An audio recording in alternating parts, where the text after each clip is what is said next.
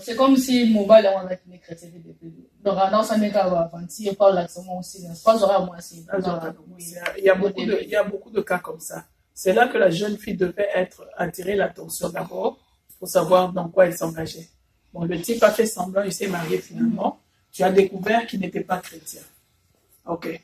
Je ne veux pas me prononcer parce que les gens vont prendre ça pour une raison. Si je vais insister d'abord sur un fait. Si tu es réellement chrétienne, alors fais ce que je dis là. Parce que si tu n'es pas réellement chrétienne, il y aura des conséquences. Ce que je veux dire, c'est quoi la Bible dit. Je vais vous donner les versets à la fin.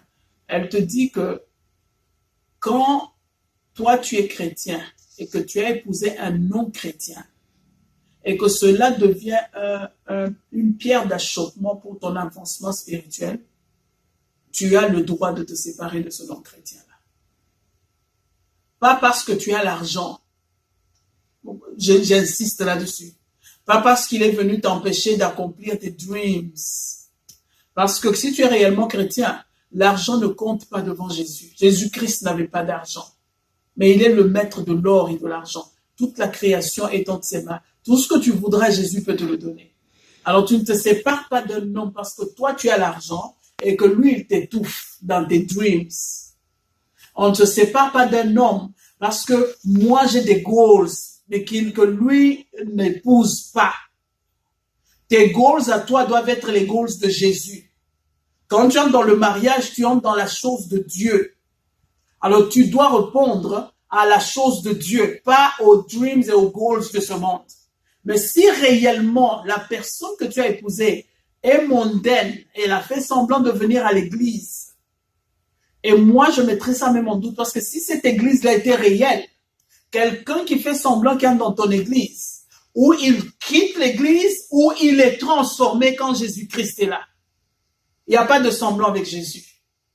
Quelqu'un qui trouve une vraie église, il va trouver n'importe quelle raison. Il va dire, le pasteur m'a critiqué, le pasteur m'a attaqué, le message était contre moi. Il va quitter l'église. Sa place n'était pas là. Mais quelqu'un qui est normal, créé de Dieu, qui ne connaissait pas Jésus et qui entre dans l'église, la vraie église va transformer cette âme-là. Il était peut-être venu pour des filles, mais à la fin, le message va le toucher, il va changer sa façon de voir les choses et il va rester dans l'église.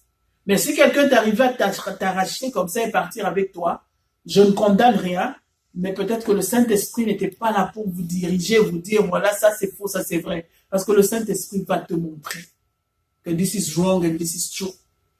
Alors, quand cette personne est déjà partie comme ça et que cette femme-là, si réellement elle est chrétienne, j'insiste, si elle est chrétienne, qu'elle ne fasse pas avec soi-disant un Christian, but she's defending her money or her goals, oh, il y aura des conséquences. Tu ne te sépares pas. Quand tu es chrétien, tu te maries pour la vie. Parce que notre Dieu a le cœur du roi entre ses mains. Il sait changer le comportement de ton mari. Il sait changer. Il va mettre des épreuves devant ton mari jusqu'à ce que ton mari va reconnaître que Jésus-Christ est Seigneur. Et il va changer. Mais si réellement elle est engagée avec Christ et que le mari est une pierre d'achoppement parce qu'il n'est pas chrétien réellement, alors la Bible lui permet qu'elle peut se séparer du monsieur. Amen. Gloire à Jésus. Ma dernière question, je vais demander ça en anglais parce qu'il y a une amie qui m'avait actually demandé ça. Demander pour elle. Amen. A friend asked me if, as a Christian, if you're married, do you think couples should do 50-50 with the bills? Or is the husband who's in charge of paying all the main bills, especially the rents?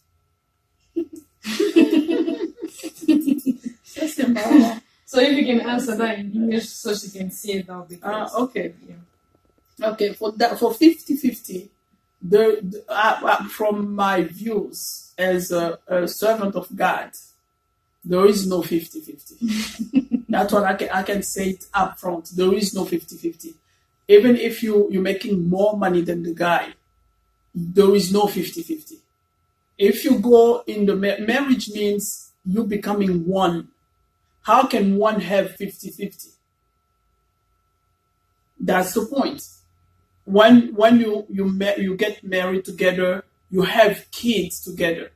The first child that will be born will be one whole human being, not 50 mother and 50 father. God did it in purpose so you can see. God is showing that you will be one in sex and something will come from there, one whole body, not half for daddy and half for mommy. So that's God's laws. You have to follow that. I'm sorry. I know there are crazy people out there. He will come to your life and then spend your money, play with your dreams. I am so sorry. The time for you to think it's when you were fiancé. When you are married already, it's too late to think. You have to just obey and God will take care of it. So what should you do with the bills if you get more than your husband? You put everything together. You enter that husband life to make him the husband, not a follower. You put your knees on the floor. You pray for God to bless that husband of yours so he can have money too. Because he's supposed to be the leader, not you. So the husband should be the one paying the bills. No. You don't get me. No, I You have to put everything together. put everything together. Pay the bills together. So you should have Rent the cars together. Do whatever shoppings together. You have to sit to talk to each other together. You decide what to do and what not to do. Mm-hmm. It's going to hurt you because you're the one suffering, going to work hard to get all the money. But because you in love, right? You best friends. You understand each other. Sit together and talk. Decide what to do and what not to do. But the bills, everything, you have to put it together. There is no, you will be paying this, I will be paying that. You creating a divorce right there. Because I saw a couple telling me, oh, we're trying hard to put everything together. I said, that's good. That must be a good marriage. Yes, we're trying hard not to fight. So I have my own room. She has her own room. Did you hear that? Yeah. I have my car and she has her car. I live my dreams. She live hers. But we are together. How come? How can you be together? So you should be sharing cars too. Everything together. Wow. It's like I want my own car. Everything together. You can go and buy your own car, but it will be for your husband too, because he's the one. If Jesus come and knock at your door, he's not gonna talk to you. He's gonna ask for your husband, the leader of this house. Who is the leader of the house? You're gonna say it's me because I'm making more money? No. So because like as women we tend to like buy a lot of stuff and like that's what I say. Mm-hmm. Like we like shopping and all that. So like when you're mixing money together, you because when you're mixing money together, it's like you have to let the other person know that you're about to spend the money. Okay. So like I feel like one thing that's kind of makes people want to like go separate because like I don't want to be asking every time when I want to use my money. I don't want to be asking all the time. If I want to go buy something, I can just buy it instead of like letting the person know all the time. I know it's a big dilemma. The finance is a big dilemma in the couple. Most of the couple they're divorcing just for the finance. So what we always tell the couple, my husband and I, we always tell them, put your stuff together, okay, but have an understand each other. The man has to be a man to understand that the lady has to spend sometimes.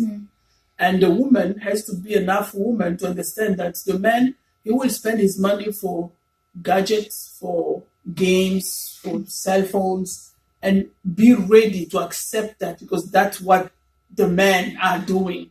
Okay? So you have to understand each other. You have to talk to each other and to find an understanding. Like, okay, like for me, I will do this. If I make more money than the man, we will sit and talk. Okay,